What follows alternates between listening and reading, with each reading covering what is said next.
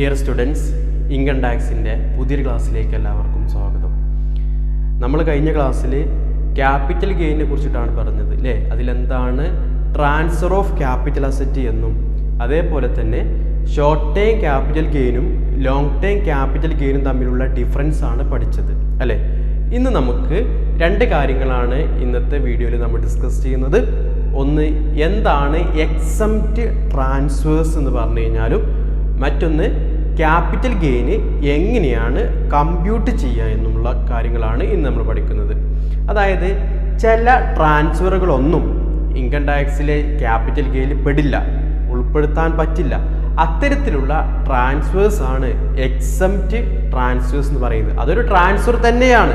നമ്മൾ എന്തൊക്കെയാണ് ട്രാൻസ്ഫർ എന്ന് പഠിച്ചല്ലോ, അതിൽ വരുന്നൊരു കാര്യം തന്നെയാണ്. പക്ഷെ അവ എന്ത് ചെയ്യാൻ പാടില്ല, ഇൻകം ടാക്സിലെ ക്യാപിറ്റൽ ഗെയിനിൽ ട്രാൻസ്ഫർ ആയിട്ട് കണക്കാക്കാൻ പാടില്ല. അത് എക്സംപ്റ്റ് ആണ്. അത്തരത്തിലുള്ള കാര്യങ്ങളാണ് ഒരു 6 പോയിന്റാണ് നമുക്ക് ആദ്യം പഠിക്കാനുള്ളത്. പിന്നെ എങ്ങനെയാണ് ഷോർട്ട് ടേം ക്യാപിറ്റൽ ഗെയിനും ലോങ് ടേം ക്യാപിറ്റൽ ഗെയിനും കമ്പ്യൂട്ട് ചെയ്യുക എന്നുള്ളത് എന്നും എന്ത് ചെയ്യാം നമുക്ക് നോക്കാം. അപ്പോൾ ആദ്യം നമ്മൾ പഠിക്കുന്നത് എക്സംപ്റ്റ് ട്രാൻസ്ഫേഴ്സ് ആണ്. നോക്കിക്കോ, ഒന്നാമത്തത് distribution of asset in kind by a company to its shareholders on liquidation.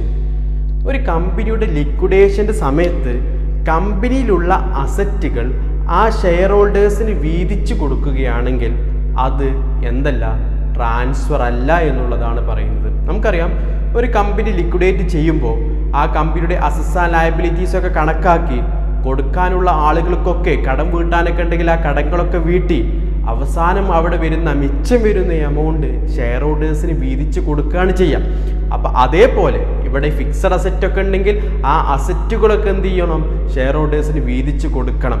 അപ്പോൾ അവർ ലാൻഡ് ഉണ്ടായിരുന്നു അല്ലെങ്കിൽ ഒരു ബിൽഡിംഗ് ഉണ്ടായിരുന്നു, ആ ബിൽഡിംഗ് ലിക്വിഡേഷൻ്റെ സമയത്ത് ആ കമ്പനി ആർക്ക് കൊടുത്തു, അതിൻ്റെ ഷെയർ ഹോൾഡേഴ്സിന്. Shareholders are the owners of the company അല്ലേ. കമ്പനിയുടെ ഓണേഴ്സ് ആണ് ഷെയർ ഹോൾഡേഴ്സ്. അവർക്ക് വീതിച്ച് കൊടുക്കുമ്പോൾ ആ കിട്ടുന്നത് അതൊരു ട്രാൻസ്ഫർ അല്ലേ വരുന്നത്, ഒരു ഫിക്സഡ് അസറ്റ് അല്ലേ അവിടെ കൈമാറ്റം ചെയ്യപ്പെടുന്നത്. ഒരു സെയിൽ അല്ലെങ്കിൽ എക്സ്ചേഞ്ച് പോലുള്ള നമ്മൾ ട്രാൻസ്ഫറിൽ പഠിച്ചിട്ടുള്ള കാര്യമല്ലേ അവിടെ വരുന്നത്. ഒരാൾക്ക് കൈമാറ്റം ചെയ്യുകയാണ് ഫിക്സഡ് അസറ്റ്. എന്നാൽ അത്തരത്തിൽ എന്തെങ്കിലും കൈമാറ്റം ചെയ്യപ്പെടുന്നുണ്ടെങ്കിൽ, ട്രാൻസ്ഫർ ചെയ്യുന്നുണ്ടെങ്കിൽ അതൊരിക്കലും എന്ത് ചെയ്യാൻ പാടില്ല, ക്യാപിറ്റൽ ഗെയിനിൽ ഉൾപ്പെടുത്താൻ പാടില്ല. അപ്പം എന്താ പഠിച്ചത്, ലിക്വിഡേഷൻ്റെ സമയത്ത് ഒരു കമ്പനിയുടെ ഷെയർ ഹോൾഡേഴ്സിന് എന്തെങ്കിലും അസറ്റ് ട്രാൻസ്ഫർ ചെയ്യുന്നുണ്ട് എങ്കിൽ അവ എന്തല്ല, ട്രാൻസ്ഫർ അല്ല എന്നുള്ള കാര്യമാണ് അവിടെ ആദ്യം പഠിക്കേണ്ടത്. Distribution of asset in kind by a company to its shareholders on liquidation അല്ലേ. ശരിക്കും എന്താണ്, ഒരു കൈൻഡ്, ഒരു അസറ്റ് കൊടുക്കുകയാണ്, അത് ക്യാപിറ്റൽ അസറ്റ് ട്രാൻസ്ഫർ ചെയ്യുന്നതാണ്, അതൊരു ട്രാൻസ്ഫർ ആണ്. പക്ഷേ ലിക്വിഡേഷൻ്റെ സമയത്ത് ഷെയർ ഹോൾഡേഴ്സിന് കൊടുക്കുന്ന ഒരിക്കലും എന്ത് ചെയ്യാൻ പാടില്ല, അത് ട്രാൻസ്ഫർ ആയിട്ട് കണക്കാക്കാൻ പാടില്ല, അത് എക്സംപ്റ്റ് ട്രാൻസ്ഫർ ആണ്. ഓക്കെ, രണ്ടാമത്തെ നോക്ക്, distribution of capital asset in kind by a HUF into undivided family to its members at the time of partition. നമുക്കറിയാം, ഹിന്ദു അൺഡിവൈഡഡ് ഫാമിലി എന്ന് പറയുന്നത്, HUF എന്ന് പറയുന്നത് ഒരു ഫാമിലി ബിസിനസ് ആണ് അല്ലേ. അവിടെ ഒരു മാനേജർ ഉണ്ടാവും അല്ലെങ്കിൽ കർത്തയുണ്ടാവും. അവർ ആ ഒരു പാർട്ടീഷൻ്റെ സമയത്ത് ഇപ്പം ബിസിനസ് അങ്ങനെ മുന്നോട്ട് പോകുന്നുണ്ട്, പക്ഷെ അതിൽ ആരെങ്കിലും ഒരാൾ മരണപ്പെട്ട് കഴിഞ്ഞാൽ നമുക്കറിയാം, നമ്മൾ സാധാരണ ഫാമിലിയിലെ പോലെ തന്നെ അത് പാർട്ടീഷൻ നടത്തേണ്ടി വരും. ആ പാർട്ടീഷൻ്റെ സമയത്ത് ആ ഒരു HUFൻ്റെ ഏതെങ്കിലും അസറ്റ്, ഫിക്സഡ് അസറ്റ് അതിലുള്ള മെമ്പേഴ്സിന്, ആ ഫാമിലി മെമ്പേഴ്സിന് ഡിവൈഡ് ചെയ്ത് കൊടുക്കുമ്പോൾ അവിടെ ശരിക്കൊരു ട്രാൻസ്ഫർ ആണ് വരുന്നത്. പക്ഷെ എന്ത് ചെയ്യാൻ പാടില്ല, അത് ഇൻകം ടാക്സിലെ ക്യാപിറ്റൽ ഗെയിനിൽ ഉൾപ്പെടുത്താൻ പാടില്ല എന്നുള്ളതാണ് രണ്ടാമത് പറയുന്നത്. അവിടെ ഒരു ട്രാൻസ്ഫർ തന്നെയല്ലേ വരുന്നത്. പാർട്ടീഷൻ സമയത്ത് HUFൻ്റെ എല്ലാ അസറ്റുകളും അവിടെയുള്ള മെമ്പേഴ്സിന് വീതിച്ചു കൊടുക്കുകയാണ്, അവിടെ ട്രാൻസ്ഫർ നടക്കുന്നുണ്ട്. പക്ഷെ അതെന്തിൽ ഉൾപ്പെടുത്താൻ പാടില്ല, ഇൻകം ടാക്സിലെ ട്രാൻസ്ഫർ ആക്കാൻ പാടില്ല. കാരണം അത് എക്സംപ്റ്റ് ട്രാൻസ്ഫേഴ്സ് ആണ്. Distribution of capital asset in kind by a HUF to its members at the time of partition. പാർട്ടീഷൻ്റെ സമയത്ത് വീതിക്കുന്നത് എന്തല്ല, ട്രാൻസ്ഫർ അല്ല, അത് എക്സംപ്റ്റ് ട്രാൻസ്ഫർ ആണ്. ഇനി മൂന്നാമത് നോക്കിക്കോ, transfer of capital asset under a gift or will or irrevocable trust. നമ്മൾ ട്രസ്റ്റിന് എന്തെങ്കിലും കൊടുക്കുക അല്ലെങ്കിൽ ഒരാൾക്ക് ഗിഫ്റ്റ് ആയിട്ട് കൊടുക്കുക. ഇപ്പോൾ ഒരു ട്രസ്റ്റിന് നമുക്കൊരു കുറച്ച് ലാൻഡ് ഉണ്ടായിരുന്നു, ആ ലാൻഡ് നമ്മൾ ട്രസ്റ്റിന് വെറുതെ കൊടുത്തു. അതല്ലെങ്കിൽ വേറൊരാൾക്ക് ഗിഫ്റ്റായിട്ട് കൊടുത്തു, ഗിഫ്റ്റായിട്ട് അല്ലെങ്കിൽ വിൽ വെറുതെ കൊടുത്തു. അങ്ങനെ ഗിഫ്റ്റ് ആയിട്ടോ അല്ലെങ്കിൽ ട്രസ്റ്റിലേക്കോ കൊടുക്കുകയാണെങ്കിൽ അത് എന്ത് ചെയ്യാൻ പാടില്ല, ഇൻകം ടാക്സിലെ ട്രാൻസ്ഫർ ആയിട്ട് കണക്കാക്കാൻ പാടില്ല. അത് എക്സംപ്റ്റ് ട്രാൻസ്ഫർ ആണ്. നാലാമത്തത് transfer of capital asset by wholly owned the subsidiary company to its holding company. നമുക്കറിയാം ഒരു സബ്സിഡിയറി കമ്പനി, ഹോൾഡിംഗ് കമ്പനി എന്നൊക്കെ പറഞ്ഞു കഴിഞ്ഞാൽ ഒരു കമ്പനി മറ്റേതെങ്കിലും കമ്പനിയുടെ ഷെയർ വാങ്ങിയിട്ടുണ്ടെങ്കിൽ ആ വാങ്ങിയ കമ്പനിയാണ് എന്ത് സബ്സിഡിയറി കമ്പനി അല്ലെ. മേജർ ഷെയർസ് വാങ്ങിയിട്ടുണ്ടെങ്കിൽ ആ വാങ്ങപ്പെട്ട കമ്പനിയുടെ ഷെയറാണ്, ആ കമ്പനിയാണെന്ന് പറയാം സബ്സിഡിയറി കമ്പനി എന്ന് പറയാം. ആ ഷെയർ വാങ്ങിയ കമ്പനിയാണ് holding company.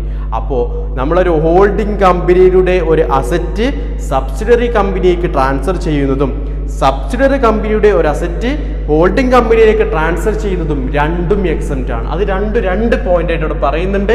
Transfer of capital asset by wholly owned the subsidiary company. Wholly owned the subsidiary company പറഞ്ഞാൽ എന്താ, 100% ഷെയർ വാങ്ങിയ കമ്പനിയാണ് ഓൺലി ഓൺ ദി സബ്സിഡി എന്ന് പറയാം. അപ്പൊ എ എന്ന് പറയുന്ന കമ്പനി ഉണ്ട്, എ എന്ന് പറയുന്ന കമ്പനി ബി എന്ന് പറയുന്ന കമ്പനിയുടെ 100% ഷെയർ വാങ്ങിയിട്ടുണ്ട്.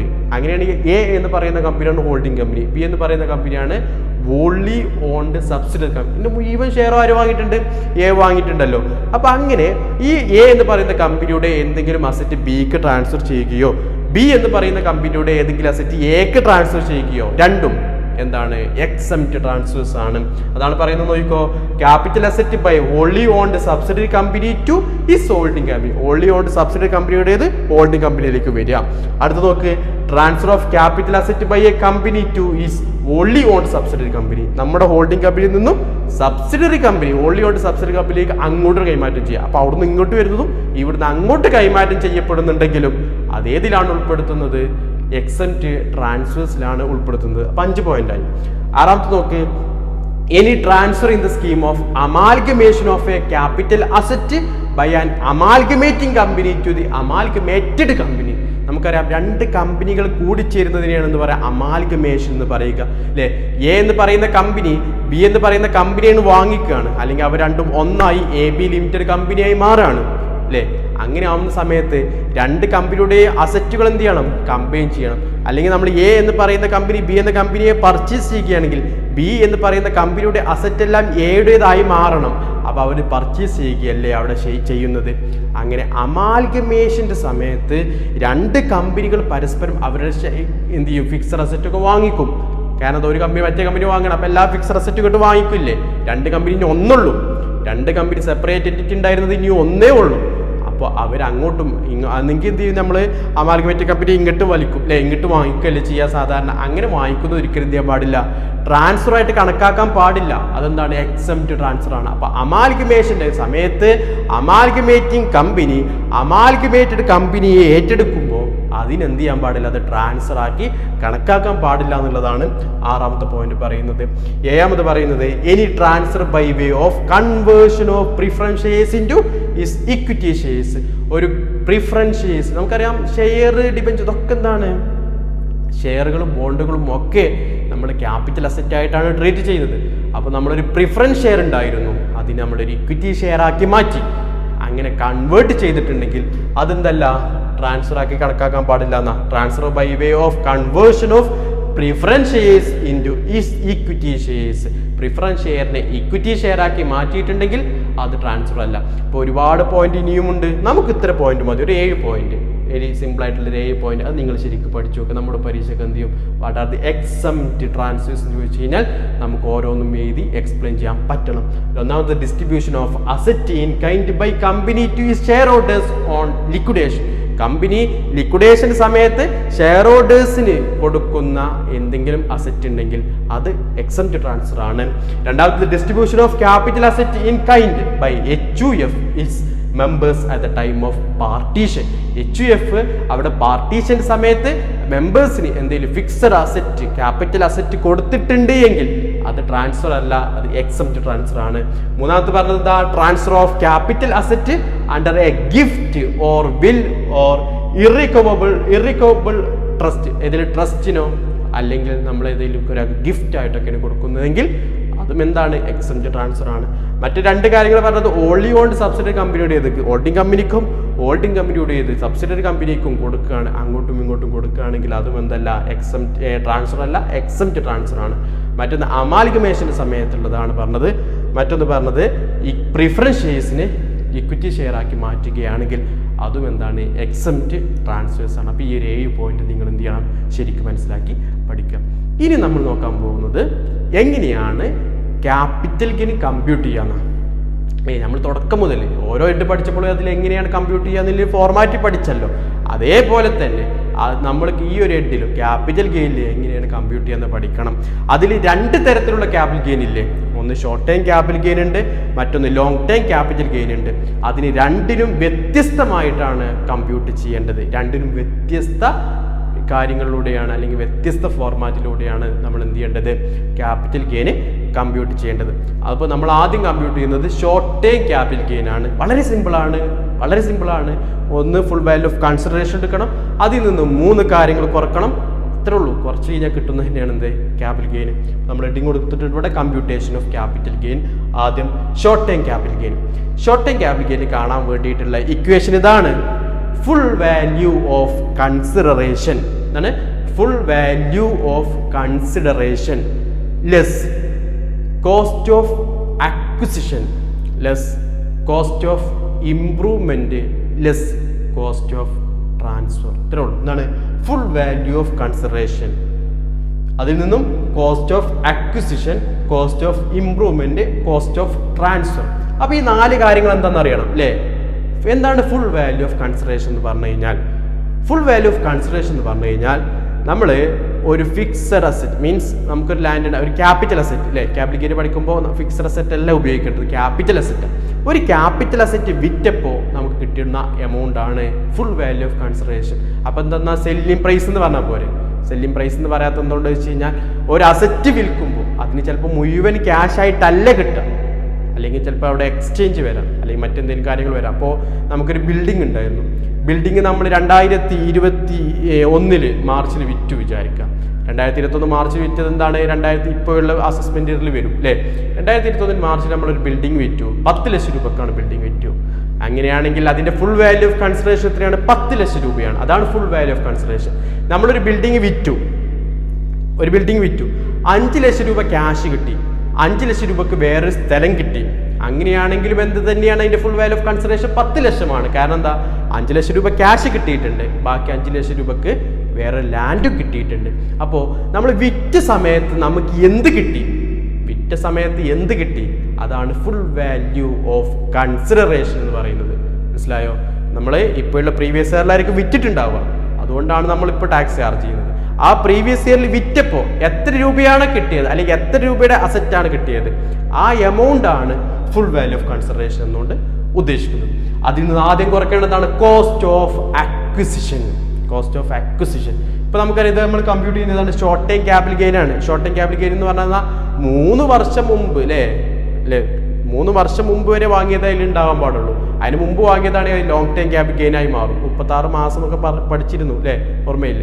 അപ്പോൾ ഇവിടെ നമ്മൾ 2019 വാങ്ങിയൊരു ബിൽഡിംഗ് ആണ് ഇപ്പോൾ 10 ലക്ഷം രൂപക്ക് വിറ്റത്. 2019 വാങ്ങിയത് 6 ലക്ഷം രൂപക്കാണെങ്കിൽ ആ എമൗണ്ട് ആണ് കോസ്റ്റ് ഓഫ് അക്വിസിഷൻ. എത്ര രൂപക്ക് വാങ്ങിയ എമൗണ്ട് ആണ് കോസ്റ്റ് ഓഫ് അക്വിസിഷൻ.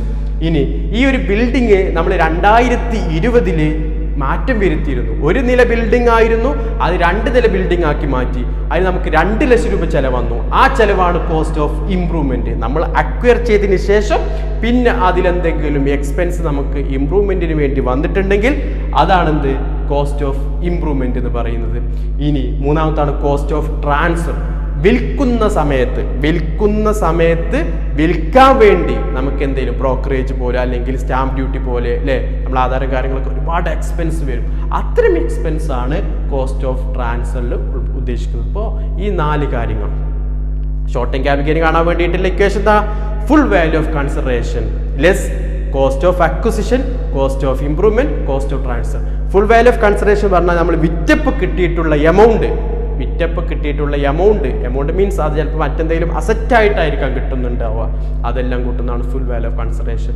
പിന്നെ കോസ്റ്റ് ഓഫ് അക്വിസിഷൻ എന്ന് പറഞ്ഞാൽ നമുക്കത് എന്നാണ് വാങ്ങിയത്, ആ വാങ്ങാൻ വേണ്ടി വന്നിട്ടുള്ള ചിലവ് അല്ലേ. കോസ്റ്റ് ഓഫ് ഇംപ്രൂവ്മെന്റ് വാങ്ങിയതിന് ശേഷം അതിലെന്തെങ്കിലും മാറ്റങ്ങൾ വരുത്തിയിട്ടുണ്ടെങ്കിൽ, ഇപ്പോൾ നമുക്കൊരു ലാൻഡ് മാത്രമേ നമ്മൾ വാങ്ങിയിരുന്നത്, അതിൽ നമ്മൾ ബിൽഡിംഗ് ഉണ്ടാക്കിയ ലാൻഡിന് നമ്മളൊരു ബിൽഡിംഗ് ഉണ്ടാക്കിയിട്ടുണ്ടെങ്കിൽ അതൊരു ഇമ്പ്രൂവ്മെന്റ് അല്ലേ, ആ ഇമ്പ്രൂവ്മെന്റ് ആണ് cost of improvement. Cost of transfer എന്ന് പറഞ്ഞു കഴിഞ്ഞാൽ എന്താ, കോസ്റ്റ് ഓഫ് ട്രാൻസ്ഫർ പറഞ്ഞാൽ വിൽക്കുന്ന സമയത്ത് വരുന്ന എക്സ്പെൻസ്. ഇത് കുറച്ച് കഴിഞ്ഞാൽ കിട്ടുന്നതാണ് ഷോർട്ട് ടൈം ക്യാപിറ്റൽ ഗെയിൻ. ഇനി നമ്മൾ കമ്പ്യൂട്ട് ചെയ്യുന്നതാണ് long time capital gain. Long time capital ഗെയിനിൻ്റെ ഇക്വേഷനും ഏകദേശം ഇതേപോലെ തന്നെയാണ്, ചെറിയൊരു മാറ്റമുള്ളൂ. അതിലാദ്യം നമ്മൾ എടുക്കേണ്ടത് എന്താണ്? ഫുൾ വാല്യൂ ഓഫ് കൺസിഡറേഷൻ തന്നെ എടുക്കുക. Full value of consideration less, ഇവിടെ നമ്മൾ കോസ്റ്റ് ഓഫ് അക്വിസിഷൻ കുറച്ചില്ലേ, അതിന് പകരം ഇൻഡെക്സ്ഡ് കോസ്റ്റ് ഓഫ് അക്വിസിഷൻ. എന്താണ്? Indexed cost of acquisition. ഇവിടെ ഇംപ്രൂവ്മെന്റ് കുറച്ചില്ലേ, കോസ്റ്റ് ഓഫ് ഇംപ്രൂവ്മെന്റ്, അവിടെ എന്താ? Indexed cost of improvement. Cost of transfer കുറച്ചില്ലേ, അവിടെ കോസ്റ്റ് ഓഫ് ട്രാൻസ്ഫർ തന്നെ. അപ്പൊ എന്തേ മാറ്റുള്ളൂ? ഇവിടെ രണ്ടുകൊടുത്തും ഇൻഡെക്സ്ഡ്, ഇവിടെയും ഇൻഡെക്സ്ഡ് കോസ്റ്റ് ഓഫ് അക്വിസിഷനും ഇൻഡെക്സ്ഡ് കോസ്റ്റ് ഓഫ് ഇംപ്രൂവ്മെന്റും ആയി. അത്ര മാത്രം മാറ്റുള്ളൂ. എന്തുകൊണ്ടാണ് ഇവിടെ ഇൻഡെക്സ്ഡ് വരാൻ കാരണം? നമുക്കറിയാം 3 വർഷം മുമ്പ് വാങ്ങിയിട്ടുള്ള ഒരു ബിൽഡിംഗ് ഇപ്പോൾ വിൽക്കുകയാണെങ്കിൽ അത് ലോങ് ടൈം ക്യാപിറ്റൽ ഗെയിൻ ആണ്. 36 മാസത്തേക്കാൾ കഴിഞ്ഞിട്ടാണ് വിൽക്കുന്നതെങ്കിൽ അന്നത്തെ വാല്യൂവിന് ഇപ്പോൾ 2010 വാങ്ങിയത് 2021 വിറ്റിട്ടുണ്ട്, അല്ലെങ്കിൽ 2020 വിറ്റിട്ടുണ്ട്. 10 വർഷം കഴിഞ്ഞല്ലേ വിറ്റത്. അപ്പം എന്ത് ചെയ്യുന്നു? ആ 2010 വാങ്ങിയ വില ഉണ്ടല്ലോ, ആ വാങ്ങിയ വിലയെ ഇന്നത്തെ വിലയിലേക്ക് കൺവേർട്ട് ചെയ്യണം. നമ്മൾ ഡിഫറൻസ് പഠിച്ചപ്പോൾ പറഞ്ഞതാണ് ഇൻഡെക്സ് ചെയ്യണം ലോങ് ടൈം ക്യാപിറ്റൽ ഗെയിൻ. അത് തന്നെ ഉള്ളൂ. എന്ത് ഇവിടെ പറയും? 2010 വാങ്ങിയത് അന്ന് 5 ലക്ഷം രൂപയാണെങ്കിൽ അന്ന് 5 ലക്ഷം രൂപക്ക് ഇന്നത്തെ 5 ലക്ഷം രൂപയേക്കാൾ വിലയില്ലേ. അതുകൊണ്ട് അന്നത്തെ 5 ലക്ഷത്തിനെ ഇന്നത്തെ 5 ലക്ഷത്തിലേക്ക് ഇന്നത്തെ വിലയിലേക്ക് മാറ്റണം. അപ്പോൾ നമുക്ക് കിട്ടുന്നൊരു എമൗണ്ട് ഉണ്ട്, അത് എമൗണ്ടാണ് ഇവിടെ കുറയ്ക്കേണ്ടത്. അതേപോലെ തന്നെ കോസ്റ്റ് ഓഫ് ഇംപ്രൂവ്മെൻറ്റിനെ എന്ത് ചെയ്യണം? ഇംപ്രൂവ്മെൻറ്റിനെയും ഇൻഡെക്സ് ചെയ്യണം. എന്നാണോ ഇംപ്രൂവ് ചെയ്തത് ആ വർഷം നോക്കി ഇന്നത്തെ വിലയിലേക്ക് മാറ്റണം. മാറ്റിയ ശേഷമാണ് അവിടെ എന്ത് ചെയ്യേണ്ടത്? കോസ്റ്റ് ഓഫ് ട്രാൻസ്ഫർ എന്ന് പറഞ്ഞാൽ വിൽക്കുന്ന സമയത്ത് വരുന്ന കോസ്റ്റ് അല്ലേ, അതിനെന്ത് ചെയ്യേണ്ട ആവശ്യമില്ല, ഇൻഡെക്സ് ചെയ്യേണ്ടതില്ല. അതുകൊണ്ടാണ് അത് നമ്മൾ നേരിട്ട് എഴുതുന്നത്. അപ്പോൾ അതിൻ്റെ ഇക്വേഷൻ എങ്ങനെ വരും? Full value of consideration less indexed cost of acquisition less indexed cost of improvement less cost of transfer ചെയ്ത് കഴിഞ്ഞാൽ കിട്ടും ലോങ് ടൈം ക്യാപിറ്റൽ ഗെയിൻ കിട്ടും. ഇനി എന്താണ് ഇൻഡെക്സ്ഡ്, എന്താണ് indexed cost of acquisition, full value of consideration എന്താണെന്നുള്ള കാര്യങ്ങളൊക്കെ ഉണ്ട്. അത് ഞാൻ പറഞ്ഞു. ഡീറ്റെയിൽ ആയിട്ട് നമുക്ക് എന്ത് ചെയ്യാം, അടുത്ത ക്ലാസ്സിൽ ഡിസ്കസ് ചെയ്യാം. ഇതുമായി ബന്ധപ്പെട്ട് എന്ത് ഡൗട്ട് ഉണ്ടെങ്കിലും ചോദിച്ച് മനസ്സിലാക്കാം. Okay, thank you.